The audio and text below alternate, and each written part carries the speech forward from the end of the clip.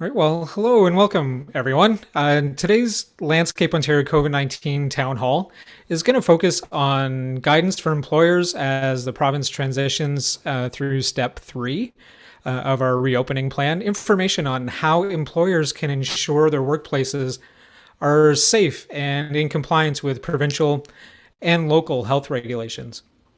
We're going to have a Q&A period with the task force and the MLTSD and WSPS representatives here with us today. Today's town hall is being recorded, and we will distribute that recording shortly after our live broadcast today. We do encourage your participation and engagement, so please ask any questions or let us know how you're feeling in the chat. So please use that. My name is Joe Salemi. I will be your host today. We have today with us for our town hall representatives from the Ministry of Labor, Training and Skills Development, as well as Workplace Safety and Prevention Services. So thank you so much for joining us, everyone. First of all, I'd like to introduce Bill Roy. Hey, Bill, thanks for joining us. Bill is currently the Director of Strategy and Integration Branch of the Prevention Office at the Ministry of Labor, Training, Skills Development, the MLTSD. Bill's been very involved in prevention programs and was part of the secretariat that led committees that developed the new mandatory training programs and working at height standard, as well as the development of the training and trainer provider standard development.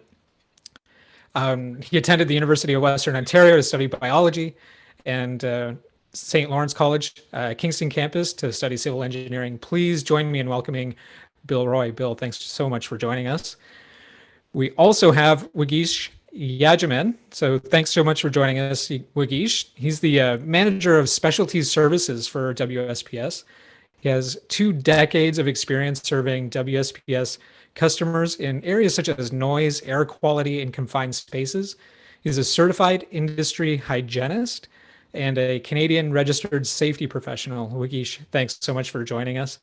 We also have in our panel longstanding members of the Landscape Ontario COVID-19 Task Force. And we have Alan White, our chair, John Dursey, Jeff Olson, and Peter Gannan. And it looks like in the audience we have a couple of members of our task force as well. So we are, I believe, meeting 142 going on, I think. So the level of commitment is pretty astounding. So everyone, thanks so much for joining us. We do have some great information that we're going to share in part today. And so first, I think I'd like to hand it over to Wageesh. He has a slide deck prepared for us, so I will hand it over for you. And you can go ahead and share your screen, and we're looking forward to what you have to share with us. Thank you, Joe. All right. I work at the Workplace Safety and Prevention Services in Ontario, and we've been providing services to Ontario employers for in excess of 100 years. And we're a not-for-profit and one of 4 health and safety associations in Ontario that provide health and safety consulting and services to employers in our membership. Disclaimer, some of the pictures are mine, but some of them aren't, so please don't copy these for copyright purposes.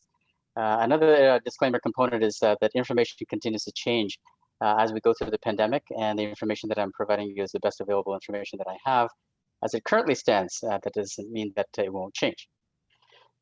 So when we look at health and safety in Ontario, there's something that's quite interesting, and I just kind of put this diagram together at the beginning of the pandemic because there's so much information coming out from different sources, and you take a look at it, and we're collating some of that data, putting out information, and so you have Public Health Ontario providing direction, and you have the Ministry of Health at one point also providing direction with respect to what should be happening within the general community. And you have my colleague, William Roy, Bill, that is from the Ministry of Labor, Training and Skills Development, and you get information from them. And so when you look at some of these areas, the RCMP was involved with the police and the policing components, and the Ministry of the Solicitor General. And what I don't have on there is the WSIB and other organizations like the municipalities out there.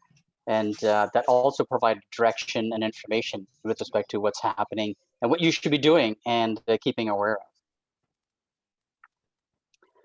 This is what WSPS has been involved in during the course of the pandemic, and providing information and resources on our website, whether it's the landing page. We created a microsite so that more tailored information related to COVID-19.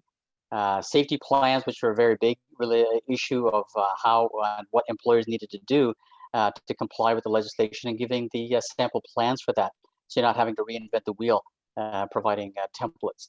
Virtual consulting, that's something that has really changed. We're going also into the format of virtual consulting, where it's a head-mounted tablet that the person would be wearing to go out and provide services.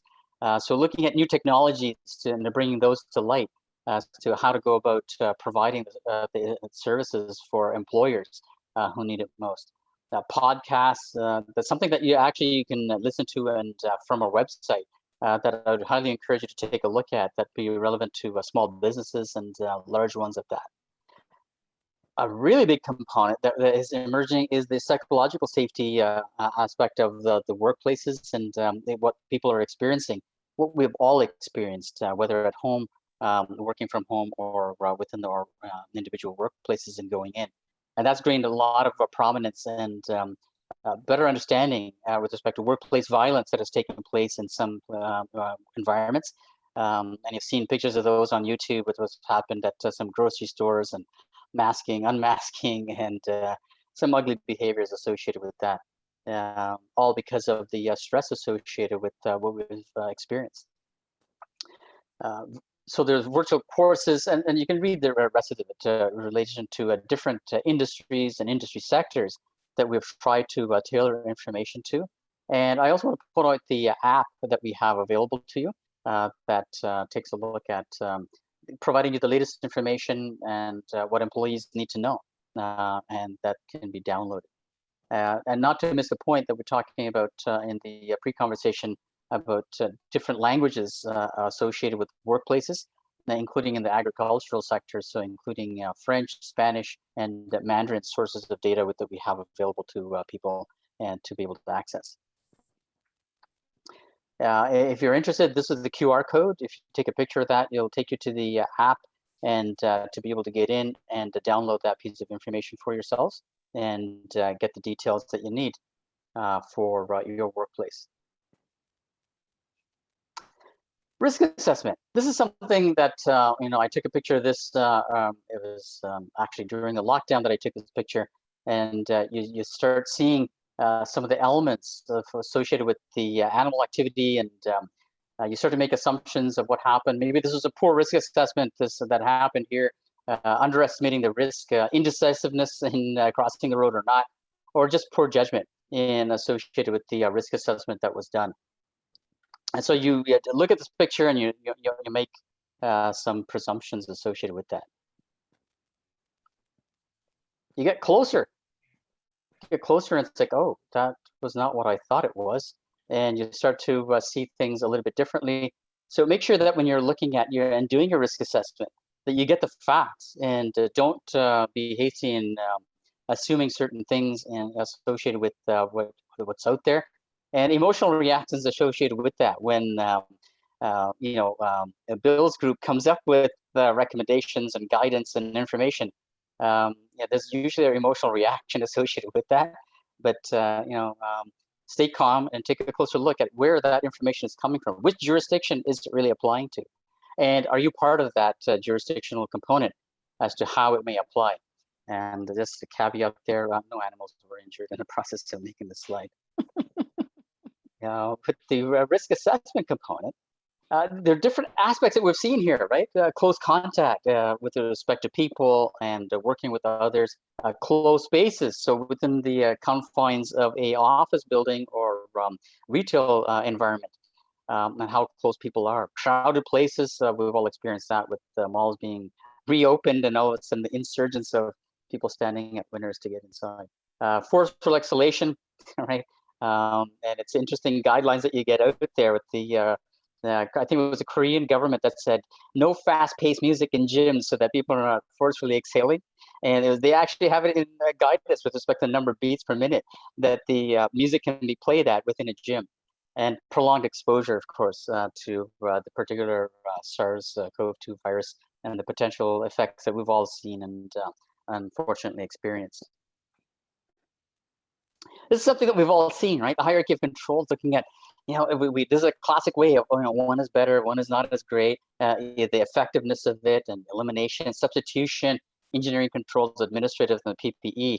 And as I've gone through the pandemic, I've kind of changed the perspective that I've looked at it as a microbiologist and an occupational hygienist in reviewing how this classic triangle could be looked at, and perhaps changed in how we look at it.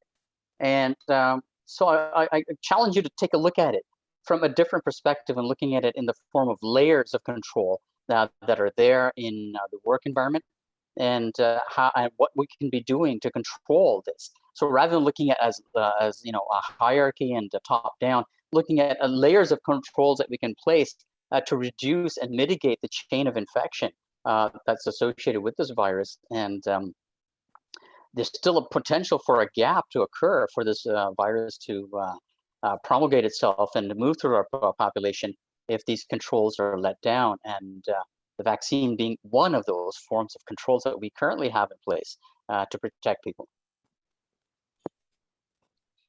I won't get into this. I mean, this is old news, I think, with respect to masks and things like that. But what I want you to know is that there's a duty consultant available at that 877 number that I put in front of you, as well as a website address at WSPS.ca to get more detailed information to everything that I talked about in my earlier slides.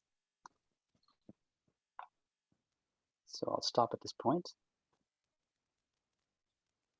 Thanks so much, Wageesh. Before I head over to turn it over to Bill, does anyone have any questions for Wageesh? That was great, and Wageesh, thank you for giving us that perspective. I think the image on your first slide, we all kind of assumed it was something, and it turned out it wasn't. So we always think the worst, right? Yeah, As to what we've seen before, it might be the same thing. Talk about emotional response, or reacting with your emotions in your presentation. The first thing, oh my gosh, did he actually put that in this presentation? Yeah, exactly. So Bill, let's hand it over to you, and we'll listen intently. Thank you. Fantastic. Yeah, thank you. So I don't have slides. I'm just gonna talk. I'll just be speaking. I've got some speaking points. I'm gonna aim to try and be under 10 minutes for everybody, so we have lots of time to talk. Obviously everybody's excited. We're in step 3. People have asked, when do we move to step 4? And there isn't one. So, I think a lot of what we were doing last year at this time with the color zones, where we had gray as a lockdown, then red, orange, yellow, green, and each one of those had, a little bit less as far as restrictions. We're pretty much in that same kind of world. So, in essence, we're as green as we're possibly going to get. People are talking about, when will it end? And we honestly don't know that. And it's actually interesting to think of the hierarchy controls from that top point or bottom point of view, where it's layers as opposed to very explicit levels. You think of the healthcare sector, PPE, they say is the least effective. However, they have to be in full PPE. So it was actually interesting, Wageesh, to see that all those different types of masks, right?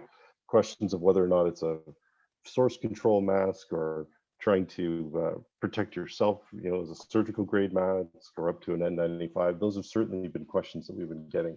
So, as businesses start to open, as retail gets more and more populated with public, that's certainly something that we've been talking about. We had some questions about masking and procedures for masking, not only for the workers, but the public coming in. And then I think of individuals within your sector that are working outside, and this fantastic summer we've had so far, a little bit of rain here and there, that's okay. But the heat has been extraordinary. And, the air quality has been bad because of the fires. And we, really to think about putting a mask on is the last thing you want to do when at 34 degrees feels like 42. And so what are the different exemptions that exist within legislation? And we can talk about that as well. Also, another big hitter is the employer responsibility when it comes to letting people back into work. Again, there's some very specific caveats within the legislation of whether public can go into the building or not.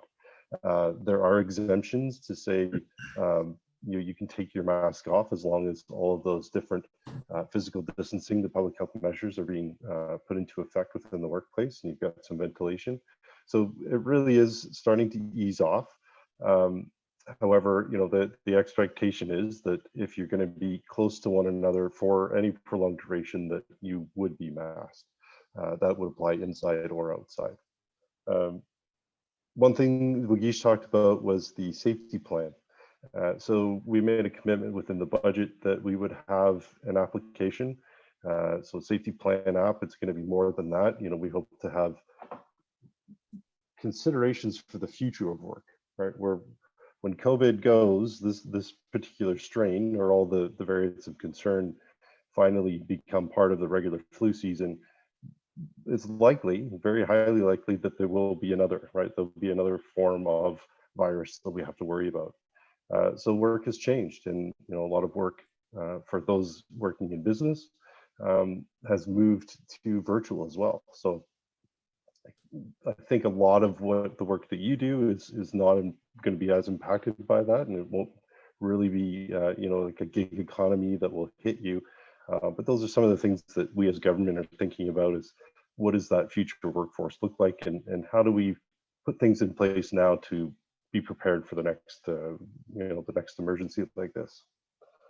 We had a discussion a little bit with the panel before we went live, and we were talking about temporary help agencies and how the health of workers, whether they're temporary foreign workers or migrant workers or folks from the community working on farms and in grow operations, and the ministry really is buckled down. We took a look at data on transmission, and it looks like the majority of what happened last year was based on community transmission and a poor lack of understanding of how to control individuals coming in on a temporary basis to farms and intermingling with folks that had come in through the different programs and had totally been screened and segregated and done their quarantine and would have otherwise been healthy. So that's something that we continue to look at. Certainly it has an impact within your various operations. One thing that we have launched, I think, is very exciting, and WSPS has picked up the torch and has started to run with it. We just announced that we're going to be providing $10 million over 3 years to support small business. And where we're going to start is with the health and safety rep training. If you think back to the expert advisory panel after the swing stage collapse, it's 11 years ago now. It's pretty crazy how much change it's made in the system. We think that a lot of small business is obviously been hurting through COVID, but they may not necessarily talk much with government, and certainly you would know what you need to do as far as registering and being with the WSIB and paying taxes, but health and safety is not always top of mind, and so we want to make sure that we can offer incentives to small business to get their workers trained. So for businesses between 5 to 19, where health and safety rep is required by law, WSPS is going to be offering that course for free. And once it's through e-learning, and so you can take that course the worker can take that course at any pace. And upon completion, the employer can apply to get up to $150 back from the government to cover off wages while they were taking that training. So we're really hoping that that will start to bring health and safety culture a little bit more into the workplace. Similar to what we did with joint health and safety certification, where we went to e-learning, where it was easier. You didn't have to drive into your local training center. You can now do it virtually. We feel that it's made a significant impact. So we're excited about that and working on that health and safety culture. I think lastly, I'll just talk about the strategy. So the Chief Prevention Officer, Ron Kleski, is retiring as of Friday. So we're still waiting to find out who that new Assistant Deputy Minister / Chief Prevention Officer will be. However, one thing that we're very excited about is last Friday, we were able to launch our strategy. And so, the things that we're going to be focusing on are small business and on using data. You know, I love seeing infographics like Wagish put up, you know, trying to understand the problem, find out what the root causes are. We did some work on risk assessment and root cause in greenhouses. We did fruit and veg and potted plants, I believe, but that was years ago, you know, and I honestly feel embarrassed that we haven't followed through and done those root cause assessments and actually started to map out some meaningful work that the government can do to help you out as employers. So, you know, the commitment is double down. We're doing everything based in evidence. We're going to be focusing on small business, trying to get people into excellence. We've partnered with the WSIB. They have a health and safety excellence program where you can get incentivized to do different elements. It's almost like getting credits towards a degree, and you can get paid for it all. And ultimately moving into our program in the government, which is supporting Ontario's safe employers, where you can get incentivized, you know, up to $600,000 over 3 years. So, you know, we're doing this. We're hopefully doing this the right way. It took a while to get the strategy together, but we did it with consultation with everyone, and you know, we're trying to be as transparent as possible. And you know, again, thank you to the task force for inviting myself and Wagish. Like, this is where we need to be, is hearing from you directly, so that we, you know, we're held accountable and we're going in the right direction. So thank you very much, and I'm happy to answer any questions you have. Thanks so much, Bill. Yeah, a lot of questions pop up, and I think Tony and I have the same question as you wrote in the chat. So when, if it's okay if we ask you, when will the health and training programs be available? And a follow-up, how can Landscape Ontario help you promote that? Yeah, so the health and safety was announced, so that is up and available. You've actually got the CEO Lynn Brownell on in the crowd. Wagish, maybe, I'm not sure if you've been part of that. So yeah, it's officially launched. The course is available through WSPS. It's up on their website. I think that they've been, you know, posting on social media, posting in their letterheads, or there you go. Yep. LG just put the link in there for you. So in the past day, absolutely, Bill. That's been going out from social media and to get that out to the customer base.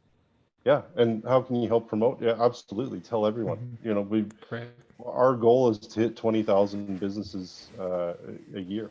You know, we have the funds. It's a commitment in the budget, and it's exciting for us. You know, it's the first time we'll put in a denominator. You know, have a numerator denominator. You can't measure impact unless you actually measure something. So yeah, anything and everything you want to do, we can certainly connect you internally, but also with WSPS to help promote.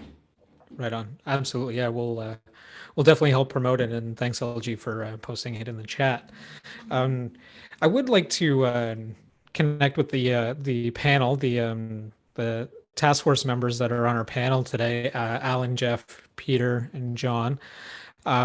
If there's and talk to you about what you guys are doing now. So maybe Jeff, we can start with you. What are some of the things you're doing now to make sure that you're keeping your employees safe, so that effectively you can keep family and friends safe, your clients safe, all those things? So I know that's a pretty broad question, but I know that a lot of people would like to know.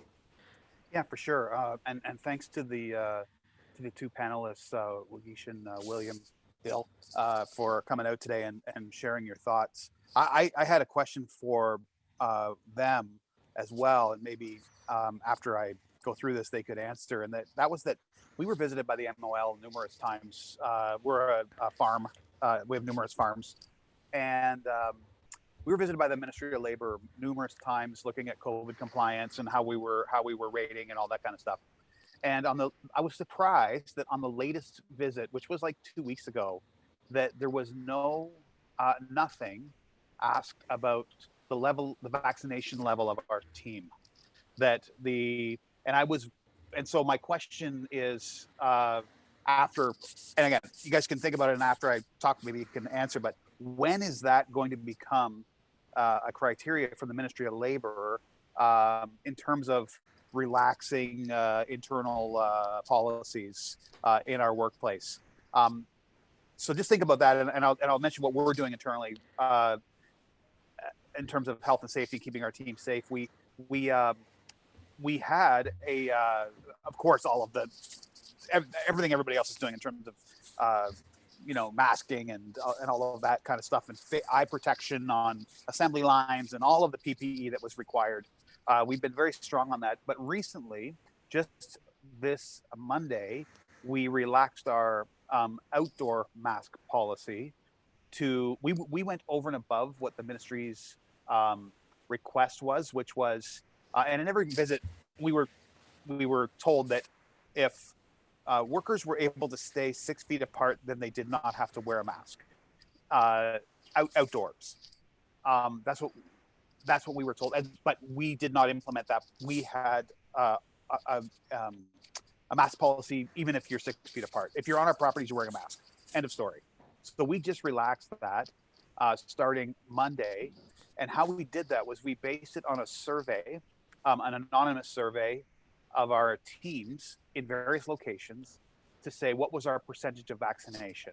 So if a location was over 70% vaccinated, then we relaxed the outdoor mask policy.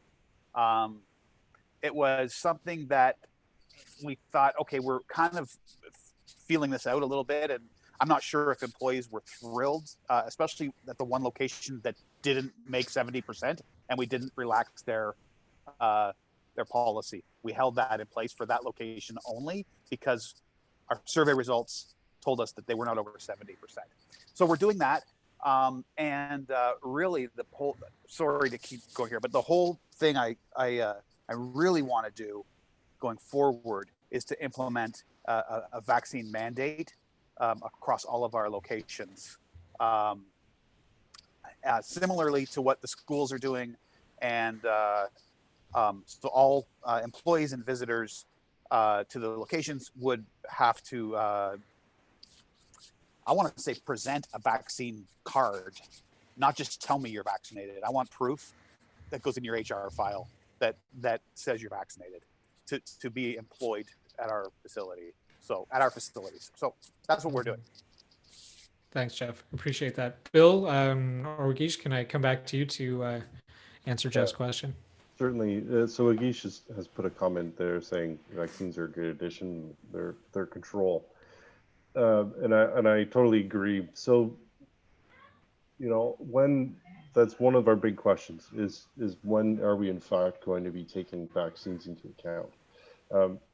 And I'm not trying to be evasive. This is a public health crisis, and so through the entire intervention and stopping the spread, it's been the Ministry of Health that has been the lead. So that is either the Chief Medical Officer of Health or through I think there's 37 regional medical officers of health, and so they can vary and change rules as they want as well. So all of our guidance, although very much directed at employers and employees to try and be, guidance for them, all went through literally an approval vetting process with the Ministry of Health. And a lot of that, a lot of any issue that relates to like a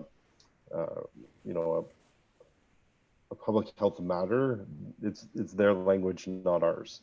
So, in plain language, the answer is that if an employer wants to put in a policy that they would like the workers to be vaccinated and provide proof, you're coming close to a human rights kind of violation because it's personal information.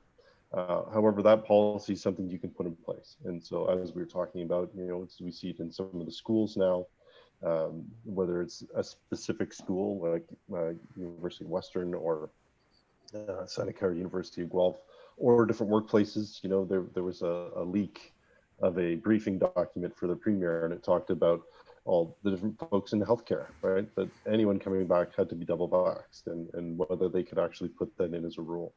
So, the goal of our COVID plan is actually to make sure that anyone in Ontario who wants to be vaccinated can get vaccinated. but it's not, we're not forcing anyone, and we do have the anti-vaxxers. We have, individuals who are protesting it and feel that there are all kinds of different things that, the government's trying to do by implementing these vaccinations, which they don't feel are proven. So, the Occupational Health and Safety Act itself doesn't directly address testing and vaccinations as far as like enforcement for employer vaccination or testing policies. So there are other statutes, like I said, usually it's a human rights tribunal where we start to infringe, and the court keeps telling us, we move too far into that world, that we have to back up and just stay within the Occupational Health and Safety Act. So information regarding the vaccination status of a worker may be considered personal health information. So should employers opt to, and now I'm reading the official policy here, should employers opt to create their own policies addressing the collection of vaccine-related health information or testing requirements, they may want to consult their legal counsel. I know that doesn't help you, but we do have links up on ontario.ca on the COVID-19 site. If you look up under workplace health and safety, we've got more information on the Ontario Human Rights Commission. And I'm happy to send along follow-up information here. I can put some stuff in the chat, but I'm happy to send information out. We would love to, I think we start to see now with the feds where fully vaccinated Americans will start to be able to come back into Canada starting August 9th, right? So some of it is the consideration of vaccine passports. Before you can travel, are you going to have some form of documentation, like you said, that proves that you have in fact some level of protection? By no means do we see anywhere in the near future that, especially with the variants of concern, that masking is going to go away. As I said, there are exceptions in the law right now that talk about, different reasons why you might be allowed to, and you can take your mask off. Like it does plainly say in the legislation that as long as you're able to maintain that 2-meter spacing, you can take your mask off. That's indoor or outdoor. So, the legislation as it's come out in the different steps has started to loosen a little bit, but it's not really ever going to be linked directly to vaccination as far as policy changes. And I would say not in the near future, at least. Thanks, Bill. It's very interesting, Bill, what you talk about, because and I put in the chat with respect to the vaccine development, and the first vaccine came out in 1796, and immediately after that, the first anti-vaxxers came out after it was released. So this is not a new thing in relation to how it's evolved with respect to humans and change. The thing is, though, you can ask me to be vaccinated. You can ask me the question, am I vaccinated? But I don't have to tell you. And so that's a component that employers need to understand, that you can ask and you can put a policy in place, but also be aware that you should have a understanding with your HR group that if somebody does say, I'm not going to provide that or I don't want to, there's a human rights component that needs to be addressed as well. And so be prepared for that aspect of it, and how you're going to deal with that, with those individuals without causing discrimination, saying, hey, if you're not vaccinated, you're going to have to do these things or be segregated from the general population to avoid potentially spreading it. And so when you look at that, it's actually the persons who's not vaccinated who's at greater risk, not the ones that are, because the ones that are vaccinated can still be a carrier to the different variants and things that are out there, that because this organism does tend to mutate, which is, evolutionary biology in play. So with respect to what an employer needs to do, and yes, there are vaccine passports and things like that in Europe and other countries, and including IATA that's looking at international air travel and showing proof before you get on an aircraft that, number one, that you're tested, but also from the perspective of being vaccinated and what you can and can't do. I don't think within the Canadian governments or the provincial governments that I've looked at has that idea been broadly accepted or promulgated within the workplaces. So what an employer can do, it's up to them, but understand that, be prepared to, what if somebody doesn't want to comply with that? What are you going to do? Yep. Yeah, Thank you. and I think appreciate that. that's kind of the follow-up, the question there from Sally asking about Seneca College. So as an employer, or as a as Seneca campus or as their collection of campuses, they can make that decision. They can put, you know, health and welfare over the human rights, right? So basically what they're saying is that we don't believe that anyone coming onto our property, you know, in public shouldn't be in the buildings, right? It should be just students and faculty, maintenance staff, that kind of thing. That individuals coming need to have that extra layer of control. And so you're free to do that as an employer. And the only caution is that, as what you said, if someone doesn't want to comply or someone doesn't want to give you that information, what are those repercussions? You know, and if it's a physical job, then obviously remote work is not an option. And so, you know, we've been working also with the WSIB to try and understand what does that look like. And, you know, that's why there's always an employment standards component as well. Is there other meaningful work that you could give someone to work remotely? And you know, what does that look like? We were, you know, this kind of bridges into the discussion about the employer responsibility, you know, take every reasonable precaution to protect that worker. Well, as Wagish said, the ones who are most at risk are the ones who are not, in fact, vaccinated. If your whole population is, with the exception of one person, vaccinated individuals can still be bringing either the original strain or some of the variant strains into the workplace and be asymptomatic. You know, we would hope that you'd be doing active screening at the door, but you know, active screening is through you know, an app or through a checklist, right? People are validating. To go into a mall the other day, I had to scan a QR code on the door, answer the questions, and it gave me a green check mark, and I was allowed to go in, and they check if you've done that. So, you know, there's some cultural bias as well, that, you know, a stiff neck or runny nose, you know, it's, oh, I had a draft last night while I was sleeping, or, you know, the air conditioner gave me the chills. And so not relating one thing to another. And so, you know, we have to really be cautious that that individual who's not vaccinated is even more at risk, especially if you start to relax on masking when people are separated. So it's a delicate situation, certainly. Thanks, Bill. Alan, I'd like to come over to you. So let us know what you're up to, what your company is doing, and I think you might have had a question too. So feel free to tackle Yeah, both. I had more of a question. I'd rather utilize my time slot if I can, just to pick Wagish and Bill's brain here and maybe help educate us. One is just understanding a little bit better how Ministry of Labor perspective and from workplace safety and prevention, kind of how significant a game changer is vaccines in the PPE pool. So this light at the end of the tunnel that we've all been looking at and we were waiting patiently for, while we had physical things that we were trying to do, from spacing, masking, staying at home, changing how we did work, it was all contingent on getting to this point of vaccinations.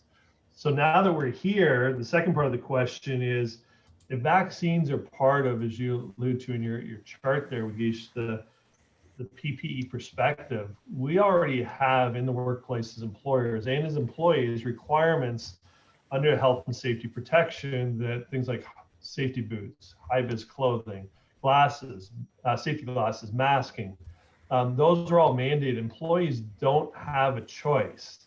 If they're going to be in the work environment, they have to follow those mandated rules. What's the difference with vaccines in this mix as we move into that next phase? Because nobody had any issues, and I think Wagish, you put other things in here like tetanus shots and things on broader implications from that perspective too, that haven't been an issue. You couldn't attend school without having your vaccines as a child. It was a requirement. We all carried those cards around. So a little bit of both. How significant a game changer is the vaccination coming into the world of PPE and our as employers for increasing health and safety in our workplace, and then how and why is it different if we take it from the perspective of PPE as it relates to what employees and employers have to do under legislation to protect themselves and others? With respect to the vaccinations themselves, yeah, unless you have a critical group of within the population vaccinated, you still have the probability of spread, which is quite eminent. And we're also seeing that the variants associated with that, just because we have the vaccine doesn't mean we can't be a spreader of the virus. So it's a little bit different compared to what we've had with other microorganisms that we've dealt with in the past. And and Bill alluded to that earlier, that this could become endemic. So it's not going to go away. It's just now we figured a better way of dealing with it within our environment and moving forward. And so I think it's something that we have to that we may end up living with as we move forward. And we can't discount the other controls that are out there as well, to your point, and the effectiveness that they have until everybody is fully vaccinated within the population, and reduce the potential for spread. Yeah, I think when it comes to personal protective equipment, and that's why I didn't know if you wanted to fast forward through those last 5 or so slides. We are trying, for the most part, we're trying to not have people in PPE, right? There are enough controls that you can put in place through just the physical distancing, hand washing, just normal IPAC, right? Infection prevention and control, that and we have a course on that available as well for free. It's just as another flag. Yeah.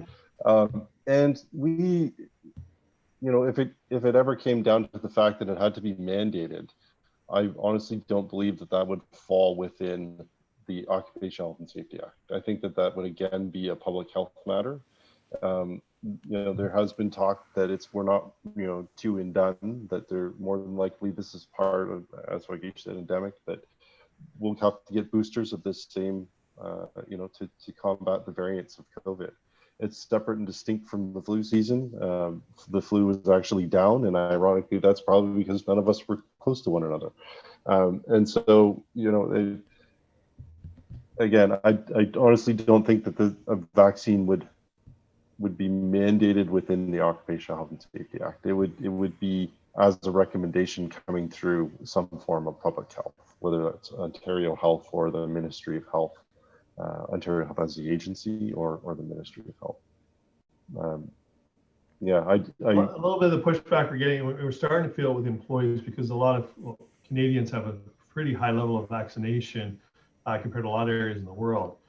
But those that have taken the step to get vaccinated to protect themselves and are wearing these heightened levels of PPE or maintain the high levels of protocol within the workplace, there's a certain level of frustration that's coming too, because they're being required to follow all these protocols when they've taken the effort to protect themselves. So they're looking at us as employers. I've done all the steps. I've taken all gone through. Obviously, many of us know the issues of getting vaccinated wasn't just an easy thing of going and taking a pill and showing up for work an hour later. A lot of people had side effects of going through that process and missed work because of that process. But now they're looking at it. I've done that. I want to start to relax and get back to normal. And here we are as employers telling them we can't do that. So their kind of push is, well, why can't we get everybody within our environment vaccinated so we don't have to keep doing this to protect them? Yeah, I think 100% you can, an employer does have an option to opt in and ask for everyone to be vaccinated. Mm-hmm. That said, it's not going to stop community spread. It's not going to stop when that individual goes home to their family. They can still be carriers. We've had individuals that were double vaccinated die in Ontario from COVID. So usually it was the variant. And so, there's still that risk. And I think that, that's when we have been starting to talk about, well, what's the future of work, right? How do we actually reopen the province in a way that it still is safe to not only walk the streets, but also go into your job? And so, most of the inspectorate has been interpreting it in a way that allows for the masking to basically stop, unless you see people in a vehicle, or people have to be close quarters for a certain amount of time, they temporarily put those masks on. But for the most part, they're issuing orders to say you can take the masks off, and that's what the legislation is saying. So it's interesting. I'm happy to connect offline, if there's some particular situations or questions. I'm happy to answer those. You know, it's a lot of the time it's you take it, you know, one situation at a time, and if we can find some messaging that we can provide out to the industry, to your sector, from the task force, I'd love to do that. I'd love to clarify as much as possible, put it on government letterhead, and send you something. Absolutely committed to doing that as well. Thanks, Bill. Appreciate that. Great. So we'll continue on. Alan, did you want to fill us in on what, maybe high level, on what some of the things that you're doing, some of the key things? I think the biggest thing is we continue to communicate with our team members on both sides of the equation. One, obviously, to maintain a safe work environment, but two, for the mental health ability, comfort with the vaccines, making sure that we not only access the government programs that are available to give them the time that they need. Each employee that we've gone through the process with behaves differently around the stress associated with the vaccine or with the protocols we have at work. So as we said it early on in our town hall series, mental health is an important part as the physical health, and communication is probably the key way of managing that. So it's part of our constant dialogue. We have a pretty good idea of where our team's vaccinated, I think, because of the communication. And for all intents and purposes too, whether they give us a passport or not, because of the way we've implemented, either helping them schedule vaccination times, giving them time off work for vaccination times, and then having days off for COVID relief after, in case they get sick from the vaccination. The government and the province of Ontario has provided 3 days to all employers to have those wages covered as long as it's COVID related. So because of those things, we have a pretty good idea that they're going and getting, unless they're going through the motions, because obviously they don't have to show up with a proof of vaccination. But for the most part, I don't think that's everybody's motive, having been kind of confined for the last year and a half. Their motives seem pretty true to our team anyway, but the dialogue's been pretty open, and we have, and even the naysayers or those that were hesitant, I think once the rest of the team, and because they're all communicating openly about it, everybody that wasn't getting vaccinated or first shot has definitely come on board in the last month. Right on. Thanks, Alan. We're going to come over to John with the Miller Group of companies. John, what are some of the things that Miller's doing? I know that a lot of Landscape Ontario members have to come and pick up materials, and you're delivering materials. What are some of the things that Miller's doing to ensure, first of all, the safety of employees, but safety of those coming to your property and those that your employees are visiting? Yeah, so in regards to Miller Waste and having a fair amount of public visit our site for materials, we have not really lifted any of the safety protocols that initially were put in place. No public are allowed into any of our buildings. We're not exchanging money. We're still required to wear masks indoors. We're wiping down. All the normal protocol is still in place. Miller has not mandated double vaccinations, but at the same time, we're making it available, and we're making them aware of the benefits of another added layer of protection. I think there's a bit of misconception with, hey, I'm double vaccinated, I'm bulletproof. I felt like that when I was double vaccinated. I was like, hey, look at me, right? But I think that people are really letting down their guard with thinking, hey, I'm double vaccinated, I can go anywhere and do whatever I want. That's just not the case. So there's that continuous education with our staff. We have lifted masks outside with our employees, but physical distancing is still mandatory. So in regards to everything that Miller's done, it's still the same PPE and employees coming back to work. It's slowly happening, but they still have the option of working at home if they're able to achieve their day-to-day. We are lucky enough to have a doctor on board. So anyone who tests positive goes through all the protocol within Miller, deals with the doctor, and the doctor is allowing them to go back to work after like 14-day quarantine and going through a checklist and all of our in-house protocol. We have checklists for each person who's coming onto site for contact tracing. So in regards to what we're doing as a group, it's being as safe as possible and just pivoting day to day. I think with the vaccinations, it's going to happen organically, and the vaccinations I'm sure will change. And yeah, we're talking about another shot in a year and that sort of stuff. But at the same time, Miller hasn't infringed on anyone's rights, and it's just education, and safety. And if anything, it's made us more safety conscious as a company. Fantastic. Thanks, John.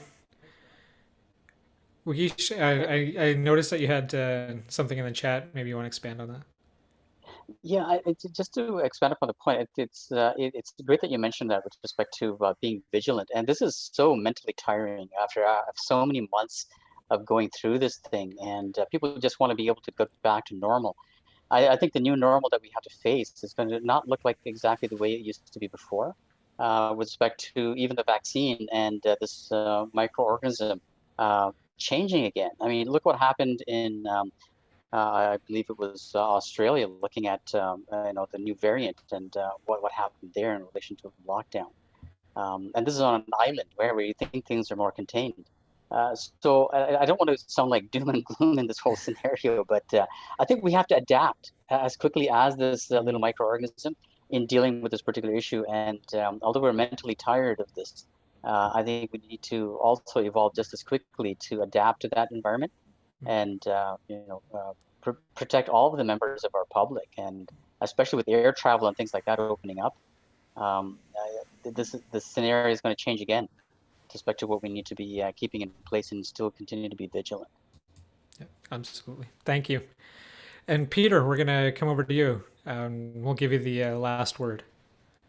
All right. Well, I'll do my best to bring it home. We've been doing a lot of the similar steps as the previous panelists. We've continued wearing masks, washing, physical distance where possible.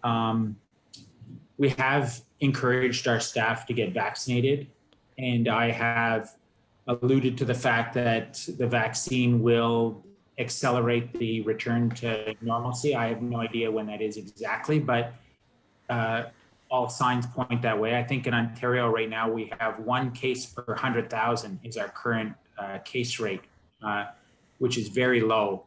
And because we had it so bad for the last year and a half, we've had high compliance with the vaccines.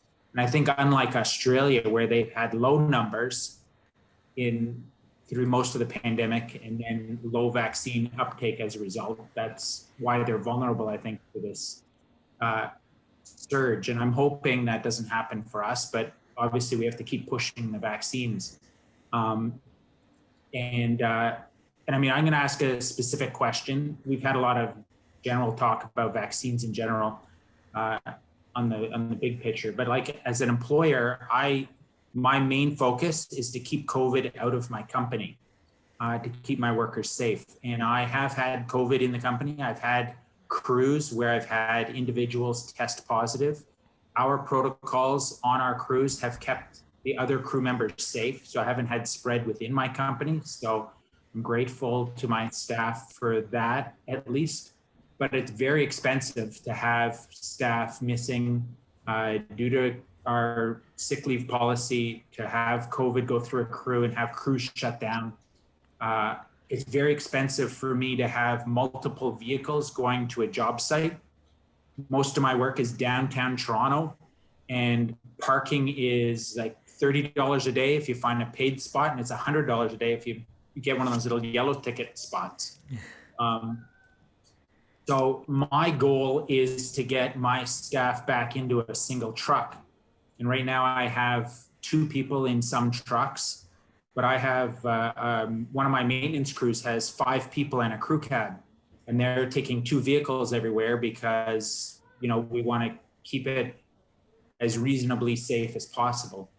But I'm at now full vaccination on that crew, and I want to put them all back in a truck. I'm happy to keep them all masked while they're in the truck. Is that a good policy for me? Will I be able to keep those fully vaccinated crews safe in a crew cab if they're masked? Is that a good step for me to take? Like I just need that confidence, because they're worried too. You know, they have their own concerns. They have families, and I want to keep them safe. This is critical thinking with Dr. T and Dr. P. So I don't know if, Lagish, if you've got an idea on that one. It's a very interesting question that you ask, because I looked at a study that came out from a university recently, and the different types of masks that are out there, and the ones that are most effective are basically the ones that were very difficult to find before, right? The N95 type mask. For both from the perspective of protecting you from what you're inhaling, but also because of the seal and fit, protecting other people that are around you. And the type of mask that we see nowadays, they look pretty good, but if there are gaps, etc., you have to be concerned about the escape of the microorganism, if indeed the person is carrying it, and we have presumed that they are, and work in that context. So if you are going to have people going together, I think from the perspective of the vaccine, that certainly helps. But I think continuing to have those other controls in place, as you indicated, are just as important. Because the microorganism, being a microbiologist, is incredible how an mRNA virus has outsmarted the entire globe and scientists and spread and continues to change and evolve. And so I think we still need to continue to be being vigilant in how we respond and react, and how we protect ourselves from others as well, in spite of having been vaccinated. So I've just put a link in, Peter, and I can understand that the level of frustration. So the link is Ontario Together, that website. You can actually get free rapid test kits. I'm not sure if the associates can borrow those. So, you know, if you're starting to incorporate things like that into your testing, into your screening, as long as you've got effective source control, which we're considering to be those, the normal mask, like a 3-ply cotton mask. I understand that Wagish can say that stuff can still escape. I would recommend they have some form of eye protection on in the vehicle as well, because there's some debate on whether or not it's gone to aerosolization through droplets, and that it may actually be through your tear ducts and through your eyes that you're actually going to be getting it. So, the latest legislation doesn't speak specifically to vehicles. I think, again, it's what do you feel is reasonable? And if you have double vaccinated workers that are masked with eye protection, that are in a contained crew, right, linked to one particular shift, one particular job, then, honestly, I think it starts to really make sense that you can do that, and that is being responsible. I mean, that's how I want to be able to say that with confidence. Yeah. And again, so far so good with our protocols at work, but it does come into our company from community spread. So we still have to be vigilant. I appreciate that. Great. Thanks, Peter. Sally did ask a question, and she's asking, for fully vaccinated crews, are we still required to provide masks and eye protection if exposed longer than 15 minutes in a 24-hour period? So I guess I would need a little bit more detail. So I know the legislation talks about like intermittent if you're walking across in the hall. Absolutely not. If you're inside, if you're in the building and it's 15 minutes over the course of the 24 hours, masking is fine for the most part. You're in the work environment. If you're talking about an outdoor crew, the risk is significantly lower. So I'm not sure exactly what that exposure. So Bill, it's more like if you're speaking to Peter's comment, they're moving around in trucks.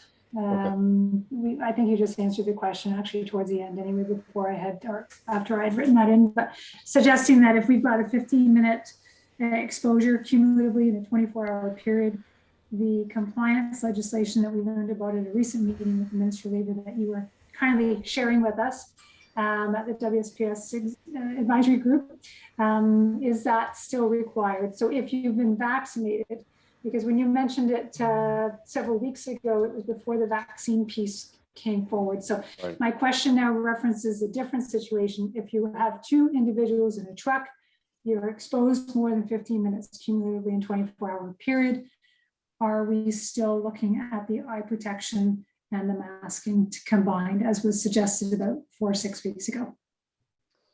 My short answer would be yes. Okay. If they're going to be in that close proximity, that we would want them to have eye and mouth protection, like, or whatever, eye, no mask, eyes, nose, ears, not ears, the mask and goggles. Yes, we got it. Yeah, I think so. And again, the full vaccination is great in the off chance that they pass it to one another or get it from wherever they're working or get it from their family. But again, that's from the public health side. So in the workplace, we would still hope that they would have the mask and glasses. Yes. Thanks for that clarification. Right on. I think it comes to Peter's point too, is it's not cheap to have employees down and out and not working. So I would continue with being as safe as possible. Great point, John. Thank you. Well, that definitely brings us to our hour. And so, Bill, Wageesh, the rest of the COVID-19 task force, thank you for your time, for your expertise, for the wisdom that you've imparted to the Landscape Ontario community. In closing, as leaders, it's our responsibility to keep our families, our friends, staff, clients all safe, and their safety is our top priority. We're not out of the woods yet, but hopefully it does look like there's some light at the end of the tunnel. Okay, enough cliches. Thanks again, Bill and Wageesh.